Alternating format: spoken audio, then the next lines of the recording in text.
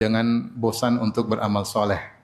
Kenapa? Kalau kita bosan berarti kita berhenti beramal. Kalau kita berhenti beramal berarti panen kita di akhirat semakin sedikit. Dan Rasulullah SAW menganjurkan kita kalau bisa panjang umur tetapi dalam ketaatan. Makanya Rasulullah SAW bersabda, khairun nasi man tala umruhu wa hasuna amaluh. Sebaik-baik orang yaitu orang yang panjang umur dan baik apa? Amalnya. Karena secara perhitungan, kalau kita perhitungan, orang yang panjang umur, dia melakukan ketaatan dan dia pasti terjerumus dalam maksiat, namanya manusia. Tapi kalau dia melakukan satu ketaatan, minimal 10 kali lipat pahalanya.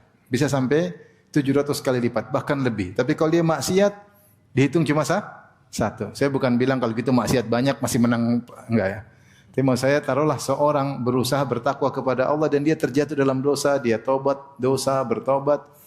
Taruh dia terjatuh dalam dosa, dia pun satu dosa dihitung satu maksiat satu dosa. Tapi kalau kebaikan, satu kebaikan dihitung minimal berapa? 10 kali lipat. Sehingga bertambah umurnya, bertambah amalnya, maka semakin baik di sisi Allah Subhanahu wa taala. Dan kita jangan bosan untuk beramal soleh.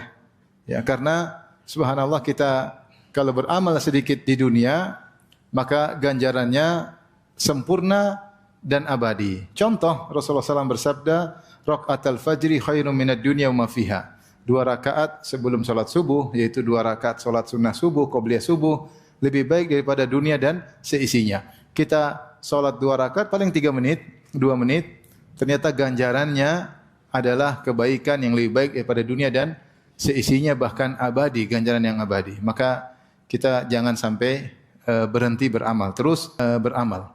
Oleh karenanya kita sadar bahwasanya setiap detik yang kita lewati adalah ladang pahala yang bisa kita optimalkan, kita tidak buang-buang sehingga kita bisa continue dalam beramal soleh.